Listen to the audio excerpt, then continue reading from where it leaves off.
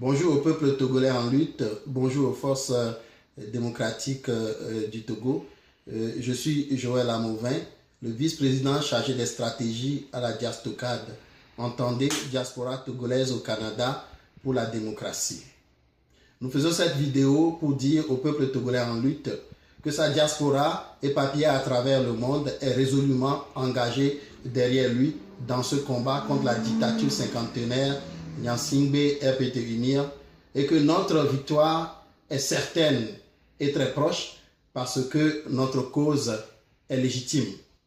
Depuis que nous avons reçu la nouvelle de la tenue du sommet du G7 au Canada, le bureau de la Diastocad s'est mis au travail pour mettre au point une stratégie de communication dont le but est d'interpeller le président français et le peuple français sur la situation du Togo, d'interpeller aussi les dirigeants des autres puissances mondiales sur la situation du Togo et d'internationaliser le combat du peuple togolais afin que notre lutte puisse aboutir rapidement.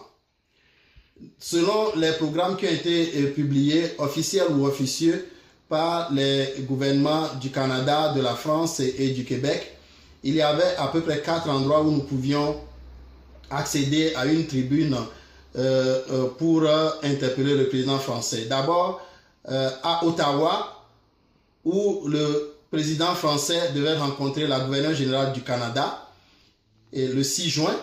Et là, Diastocad et Kodi Togo se sont arrangés pour dépêcher une équipe pour aller interpeller le président français. Mais le dispositif sécuritaire qui était mis en place avait empêché notre équipe de faire son travail. Et nous ne voulions plus laisser l'étape de Montréal au hasard. Et il y avait aussi la région de Québec où le président français devait visiter le Parlement et puis la région de la Malbaie où devait se tenir le sommet. Et à Montréal, le président français devait faire 3 endroits, l'aéroport, Pointe-à-Calière et le Grand Quai du port de Montréal.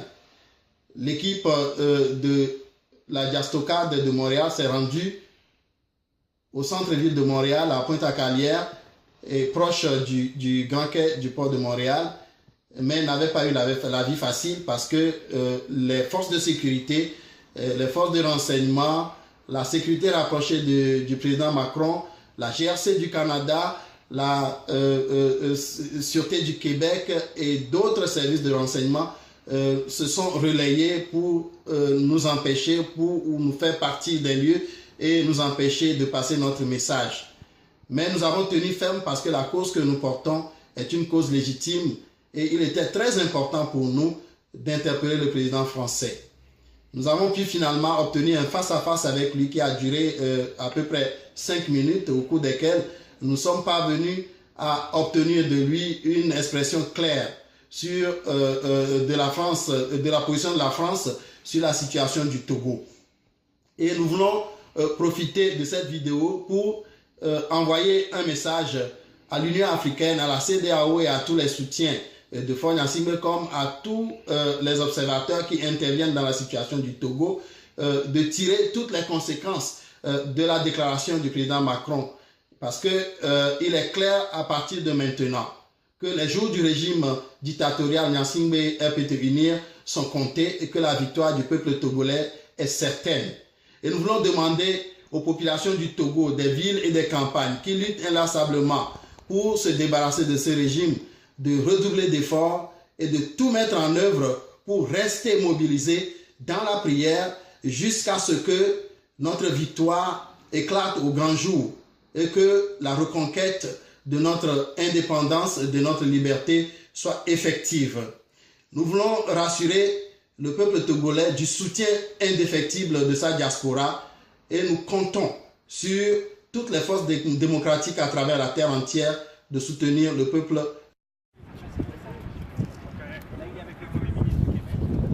Monsieur Kouya, veuillez encourager Monsieur Macron à demander à Faure Gnassingbé de quitter le pouvoir au Togo parce qu'il n'est pas élu. Il n'est pas élu. S'il vous plaît, aidez à l'alternance au Togo. Demandez s'il vous plaît la libération des militants des droits de l'homme des militants de la démocratie, Messin Kokoroko, Joseph Eza, Asiba Johnson, ils sont en prison pour rien. Veuillez demander leur libération sans condition. Le peuple togolais ne veut plus d'imposteur à sa tête. C'est quoi votre nom? C'est quoi votre nom? C'est dommage de crier. Si tu cries, je te comprends pas. C'est quoi votre nom? C'est dommage. La population du Togo souffre. Un mot du président de la... Je suis venu avec mon compatriote pour vous demander de soutenir le peuple togolais dans ses revendications légitimes. De retour à la Constitution de 92, la Constitution du peuple, de respect des libertés et droits des populations et d'alternance à la tête de l'État. C'est un régime liberticide qui est là depuis 52 ans. Le père part avec 38 ans de partage de pouvoir sans partage. Et le fils est venu depuis 15 ans. Et puis, il ne se passe rien. Oui. Ne criez pas, je suis juste en face de vous. J'apprécie beaucoup. Comme je suis courtois, je viens vous voir, mais à l'égard de nos amis québécois, on va aussi reprendre le cheminement sur ce sujet comme sur tous les autres. Moi, vous savez les principes que nous défendons. Et donc, j'ai eu l'occasion de m'exprimer à plusieurs reprises. Il y a une démarche lancée par l'Union africaine et les représentants de l'Union africaine pour justement qu'il y ait des élections libres et que la Constitution soit respectée, que la Constitution inscrive ce qui est d'ailleurs ce qui a été énoncé par l'Union africaine, c'est-à-dire une limitation du nombre de mandats dans le temps, et que le peuple puisse s'exprimer et procéder à une transition démocratique. Le peuple togolais s'est déjà exprimé déjà en 92 et a voté une constitution à 98% de la population. Et, donc, cette constitution a été balayée du revers de la main par un régime qui veut se faire la place pour une monarchie. Ce qui est demandé par l'Union africaine, c'est qu'il puisse y avoir l'alternance. Je soutiens totalement cela. Alors, je ne tomberai pas dans des pratiques d'un autre âge où c'est la France qui va expliquer à un pays ce qu'il doit faire. Et donc, je suis totalement en soutien de la démarche de l'Union africaine, comme je le suis d'ailleurs sur d'autres sujets. Nous avons parlé du Congo avec le président Lourenço il y a quelques jours où il a une médiation également. Et donc sur le sujet du Togo, je souhaite qu'il puisse y avoir le respect plein et entier des principes qui ont été définis et des élections libres. Vous êtes certainement au courant qu'il y a un dialogue qui est en cours actuellement et qui est bloqué par le fait que le régime refuse d'accéder aux revendications des populations, qui ne sont pas compliquées en fait. Fognan Singbe, après 15 ans au pouvoir, sans avoir rien fait pour le bien des populations, est rejeté par les populations et il ne veut pas partir et il est en train de faire des plans pour rester et on utilise l'armée pour massacrer les populations. Dites-lui quelque chose, M. Kouya, s'il vous plaît, encouragez M. Macron à faire une sortie pour demander à Fognan Singbe de quitter le pouvoir. Très fort, capitaine. Nous savons qu'un mot de votre part suffit pour faire partie de ces gens. Là, vous vous trompez, nous le savons. Nous le savons. La France agit, j'agis de manière cohérente depuis le début, c'est-à-dire aussi en respectant la souveraineté de chacun et aux côtés de l'Union africaine. Et je ne répliquerai pas les erreurs du passé. C'est un syndicat de chefs d'État qui veulent assurer le maintien au pouvoir de leurs amis. Mais dites-leur qu'ils n'ont plus le droit de faire ça pour qu'ils comprennent. L'Union africaine, vous savez bien, n'a pas pris cette position-là sur le Togo. Et la position que vous définissez, c'est la position de la France.